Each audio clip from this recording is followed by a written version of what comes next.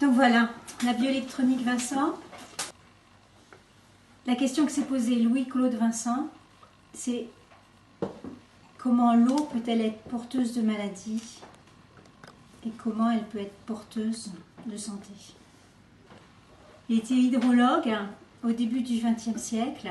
Il a mis en place des adductions d'eau dans près de 400 villes en France. Et il a profité de la Deuxième Guerre mondiale pour faire des statistiques des différentes villes. À cette époque-là, on n'avait pas toutes les pollutions et toutes les dérives de notre société actuelle. Et donc, on avait des constats immédiats à partir de la mise en place des adductions d'eau. C'est pour ça que ces statistiques sont très intéressantes. Il a constaté que sans adduction, on avait toujours les maladies infectieuses.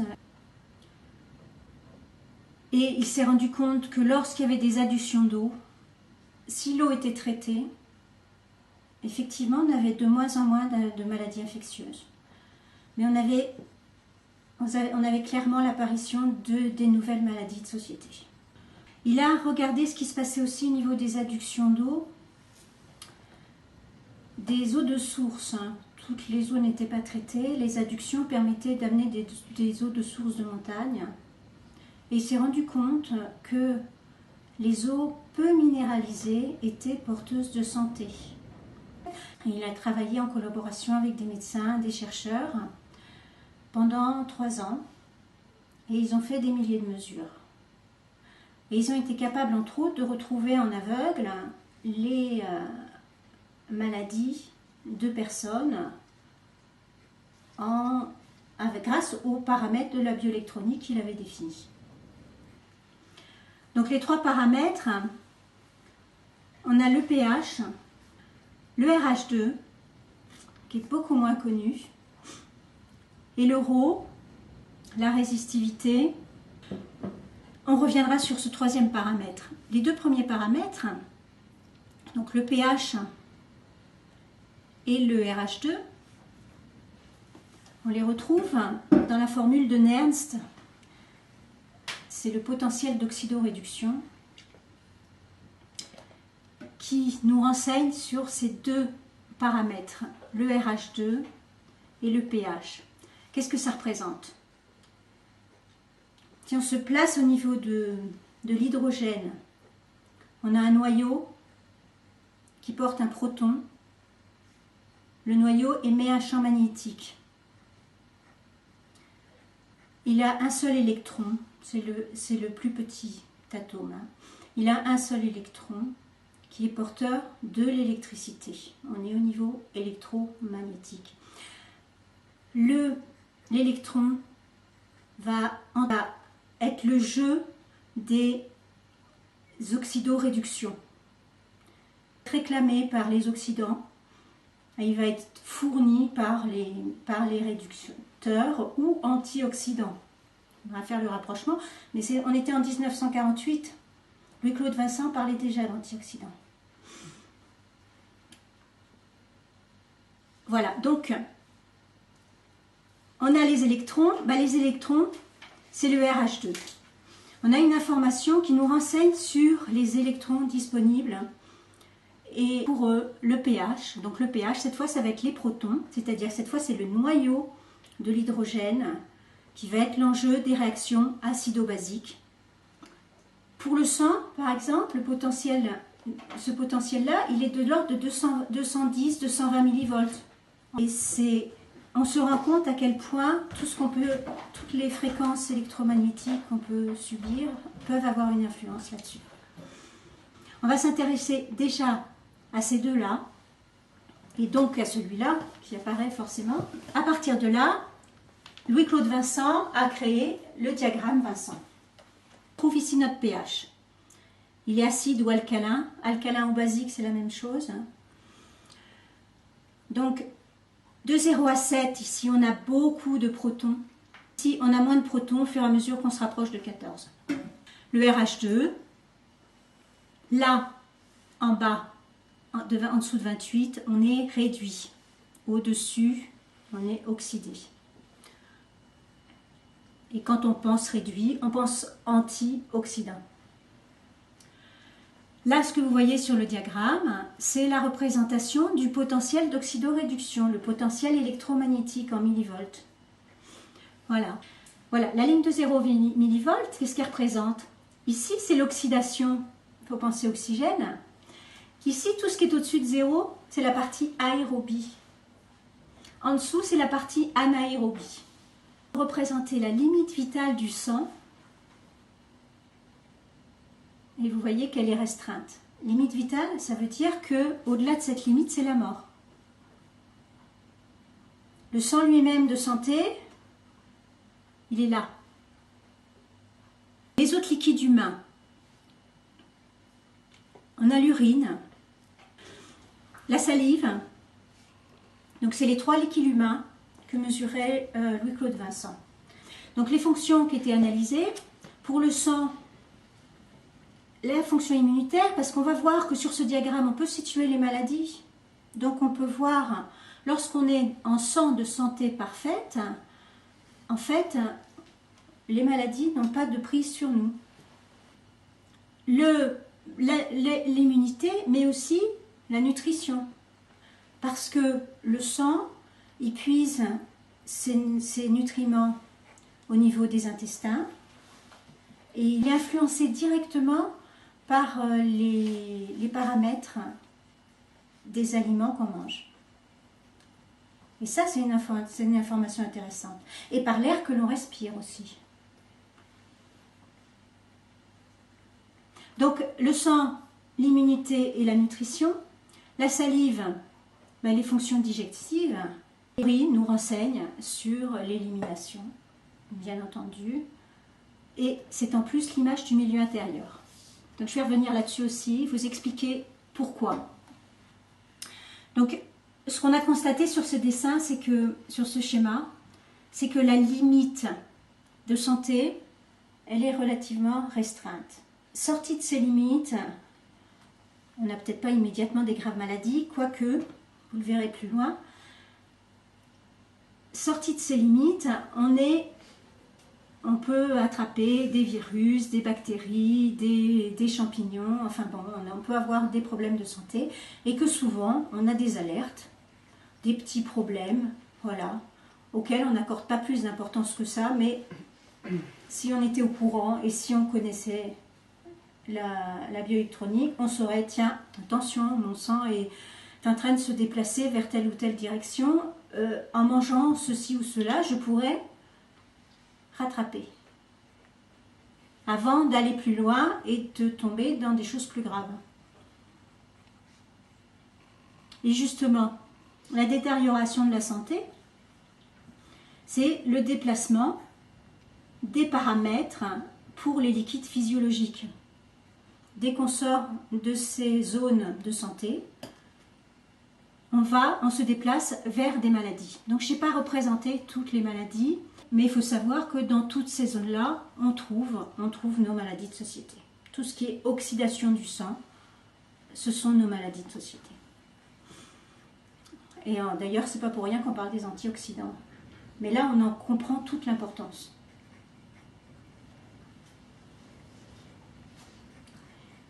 Et qu'est-ce qu'on constate? C'est quand le sang se détériore dans ce sens, l'urine, elle va à l'opposé. Et on parle effectivement d'acidose pour l'urine dans les cas de cancer. Et en fait, qu'est-ce qui se passe? Donc ça, c'est important à comprendre. Le sang, il est séparé du milieu intérieur par une membrane. Au passage de la membrane, les paramètres physico-chimiques s'inversent. C'est des histoires de polarité. Le milieu intérieur. Le milieu intérieur, c'est celui dans lequel baignent nos cellules. Et bien, au passage de la membrane cellulaire, du milieu intérieur vers le cytoplasme, il y a à nouveau une inversion des paramètres. Et donc, le cytoplasme, c'est là que se produit le métabolisme, c'est là qui va plus dans le sens du sang. Et du cytoplasme vers le noyau de la cellule, on a à nouveau une inversion. Et il y a un prix Nobel, Warburg, en 1930, qui avait constaté justement que les cellules malades avaient une polarité inversée. Et le sang, quand il ramène les déchets vers les reins pour les éliminer vers l'urine, il y a à nouveau une inversion. En fait, c'est intéressant parce que, comme le milieu intérieur est aussi à l'opposé du sang, l'urine reflète le milieu intérieur. Sauf problème rénal. Voilà, donc cette détérioration, on peut la détecter et on peut derrière essayer de la restaurer. Et ce qui est intéressant, comme je le disais, le sang, comme il capte les aliments au niveau des intestins, il est influencé directement par ce qu'on mange et par ce qu'on respire. Et on va pouvoir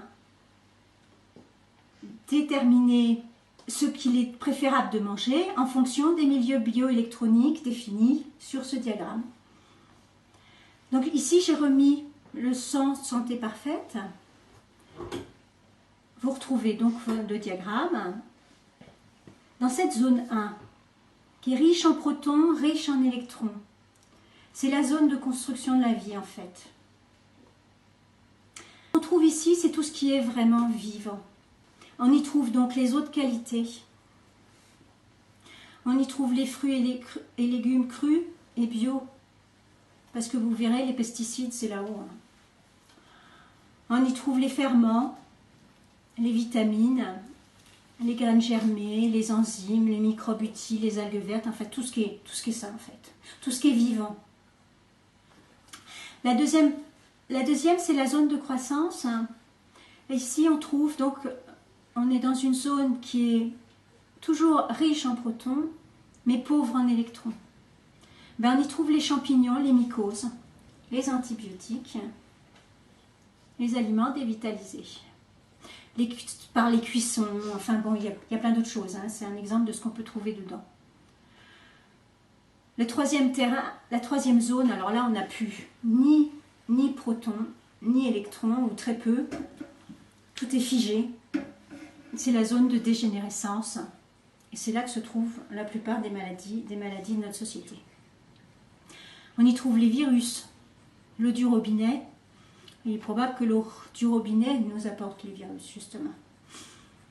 Les dégénérescences, donc cancer, toutes les maladies, les AVC, les allergies, les névroses, enfin, on trouve la zone des maladies infectieuses. Les os souillés, les microbes pathogènes, les algues brunes, les putréfactions. C'est la zone de destruction. C'est la zone de destruction. Voilà. Donc, qui est pauvre en protons et riche en électrons. Voilà. Donc, à partir de là, on découvre la notion de terrain qu'on a largement abordée jusque-là. C'est-à-dire que là, on est dans un terrain sain. Dès qu'on se déplace, on va se retrouver ici vers un terrain infectieux. Donc ici, par exemple, on trouve la peste. Là, on va trouver la typhoïde, la variole. Et on a les antibiotiques qui sont bien à l'opposé des maladies infectieuses. Voilà. Par contre, à l'époque des patriarches, on n'utilisait pas des antibiotiques. Eux, ils utilisaient le médecin acide.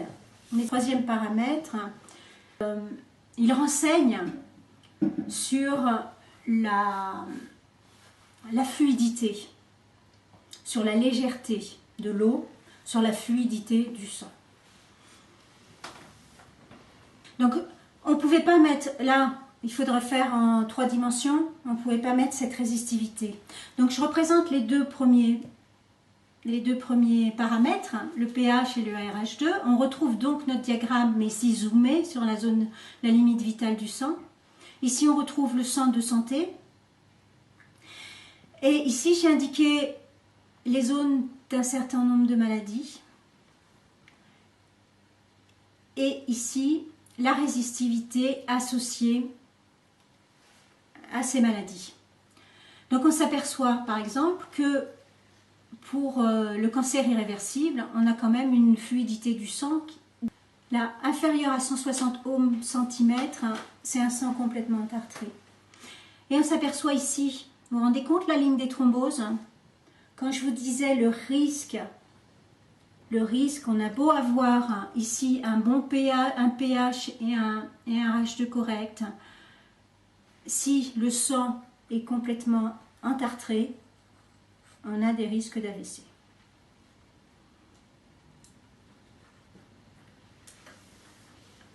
Là, au fur et à mesure que la fluidité du sang est meilleure, les risques de thrombose sont quand même s'éloignent. La fluidité du sang est vraiment... En plus, un AVC, ça ne prévient pas. Hein. Et on s'aperçoit qu'il y en a de plus en plus jeunes maintenant. Donc voilà sur quoi nous renseigne ce paramètre. Et il est très important d'avoir une bonne hydratation, justement, pour amener une bonne fluidité au sang. Et le problème des boissons qu'on a actuellement, c'est que c'est souvent des excitants qui sont surchargés, donc qui rendent le sang épais, donc qui n'hydratent pas parce que souvent ils sont diurétiques et ils font en plus éliminer de l'eau. Ils nous déshydratent complètement. Voilà, l'eau, mais une bonne eau, pas n'importe quelle eau, telle que l'a définie Louis-Claude Vincent, après toutes ces études, qui va justement donner au sang sa fluidité. Donc l'eau doit être légère. Il l'avait constaté, c'est les eaux de source peu minéralisées qui apportaient la santé. Ce qu'on peut voir sur les bouteilles, tu veux pas aller chercher une petite bouteille? Parce que souvent sur les bouteilles c'est marqué... C'est marqué résidu sec. Voilà, c'est ça. Voilà. Sec 347. Combien? 347. 300. Ah non. Il faudrait être en dessous de 120 mg par litre, voire 100 mg par litre. Voilà. Et qu'est-ce que ça signifie quand ces milligrammes par litre justement sur les bouteilles? On a fait évaporer 1 litre d'eau et on a récolté 120 mg par exemple, si c'est une eau faiblement minéralisée. 2000, 3000, si, il y a des eaux et justement, on les recommande à des gens qui ont des problèmes rénaux en plus, et c'est grave parce que on parle de résidus secs, c'est quoi? C'est comme du sable. Il n'y a que les plantes qui sont capables d'assimiler directement les minéraux. En plus, il faut que le sang, il doit apporter les nutriments à toutes nos cellules, toutes les extrémités, c'est des kilomètres et des kilomètres. Hein. Mais en plus, pas seulement, il doit apporter l'eau aussi. Parce que sur 100 molécules dans la cellule, vous savez combien on en a d'eau? 99. 99% de nos molécules, je parle de molécules, en poids, ça représente beaucoup moins bien sûr. Sur 100 molécules, on en a 99 d'eau. Nos cellules, elles ont besoin d'être nourries en eau. Donc l'eau qu'on apporte, il faut qu'elle soit légère, parce qu'elle nous nourrit en eau. Et il faut qu'elle aide le sang à transporter les nutriments. Voilà, c'est l'essentiel. Donc quelle eau boire? On a vu, l'eau du robinet, le chlore, favorise le développement des virus, des dégénérescences, parce que c'est une eau oxydée. Donc qu'est-ce qu'on peut faire? En l'absence de filtre, ben, c'est les bouteilles. C'est pas idéal pour l'environnement. Hein. Il faut un minimum de minéraux quand même. Pourquoi? Parce que si on boit une eau complètement déminéralisée, ce qui va se passer, c'est une histoire d'osmose. Le sang va pomper les minéraux, les minéraux du milieu intérieur. On est obligé de lui apporter un petit peu de minéraux quand même. Donc il faut un minimum. Et le maximum, il faudrait, c'est le grand maximum, 120 mg. Voilà. Et les systèmes de filtration, alors ce serait très compliqué, très, très long à faire. Le plus simple pour les eaux non traitées, il y a des filtres à bactéries qui sont des filtres céramiques, c'est le système Catadin, qui tout simplement ont des pores qui ne laissent pas passer les bactéries. Et on peut aller chez l'osmose inverse, c'est la filtration la plus intéressante, parce que Derrière, il faut reminéraliser parce qu'on a récupéré que de l'eau. Je disais, une eau complètement déminéralisée, c'est pas idéal à boire. La reminéraliser, faut la rendre un petit peu vivante, cette eau. Faut la refaire vivre. Il y a des systèmes de dynamisation. Voilà, on peut vitaliser avec quelques gouttes de citron. Donc, comment restaurer la santé? On l'a vu, le sang, on a vu que le sang il était directement influencé par ce que l'on mange ou ce que l'on respire. Et bien autant lui apporter des aliments qui vont aller à l'opposé de sa dérive. Voilà. Donc on parle de la restauration de la santé par rapport à nos maladies de société. Mais voilà, donc on retrouve ici la pollution électromagnétique, le sucre blanc. J'ai essayé de rajouter plus de choses par rapport au schéma précédent. On a le pain blanc, les apéritifs digestifs, les radiographies, les rayons X. L'air de rien, mais au fil des médicaments, radio, rayons et tout, faut être vigilant parce que des fois, on est là pour soigner les gens et en fait, on surajoute à leurs problèmes. Appliquer à ce moment-là, les mieux adaptés aux maladies en question. Les pollutions chimiques, la A7, c'est le BCG. Il y aurait plein de choses à dire sur les vaccins aussi. Le stress, les cuissons fortes, les graisses saturées, il y en a d'autres dans toute cette partie-là. Donc, qu'est-ce qui restaure? 1. L'eau. La bonne eau, pourquoi? Parce que, en fait, ce qui est important, c'est sa fluidité. Donc, c'est ce troisième paramètre. Troisième paramètre, l'eau légère qui apporte, justement, donc c'est l'essentiel. Derrière, eh bien, on va voir les fruits, on va voir les plantes médicinales. Donc, je précise à chaque fois, tout ce que je cite là, c'est sans pesticides, c'est bio. Et, attention, les mesures, quand on les fait, que le fruit ou le légume vient d'être cueilli, c'est pas les mêmes 2 ou 3 mois après. Les pommes qu'on mange au mois de mars, elles ont fait tout l'hiver, elles se sont oxydées obligatoirement. Même si elles ont poussé dans les meilleures conditions possibles. Donc les plantes pénicimales, les légumes crus et bio, les bulbes et racines. Alors là, cette zone-là, on est dans la restauration. Ici, on entretient la santé. Ici, on est dans la restauration de la santé. C'est-à-dire que si on a vraiment quelque chose à faire, si on a vraiment des problèmes, des graves problèmes de santé, faudrait vraiment aller piocher dans les donneurs de santé. Les lactofermentés. Les lactofermentés, vous savez ce que c'est? Non, c'est quoi? La choucroute, les cornichons, les olives. Et en fait, on peut faire soi-même ces lactofermentés. Et avant, les conserves, c'était des conserves lactofermentées. C'est-à-dire qu'en fait, c'est une eau avec avec du sel et on chasse tout l'oxygène. On est dans les antioxydants. Chasse tout l'oxygène. Et ce qu'il y a d'extraordinaire pour les point de vue des paramètres bioélectroniques, c'est que vous prenez des légumes, vous les prenez ici, et en fait, en les lactofermentant, vous allez chasser l'oxygène et vous allez développer le ferment. Et ce ferment, il est très antioxydant.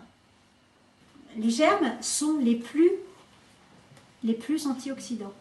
Alors, ce que j'ai rajouté dans ces zones-là, j'ai rappelé la prise de terre que j'ai mis en face du stress, là, en particulier. Prise de terre, ce que j'appelle prise de terre, c'est marcher dans l'herbe. C'est récupérer des électrons. C'est récupérer des électrons par la terre.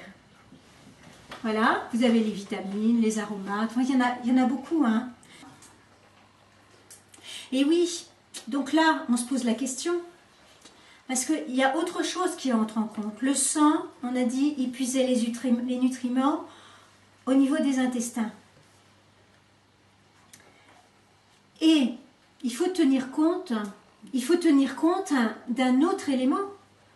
C'est que le sang, il passe au niveau du poumon aussi. Et qu'est-ce que fait l'oxygène au niveau du poumon? Elle oxyde le sang.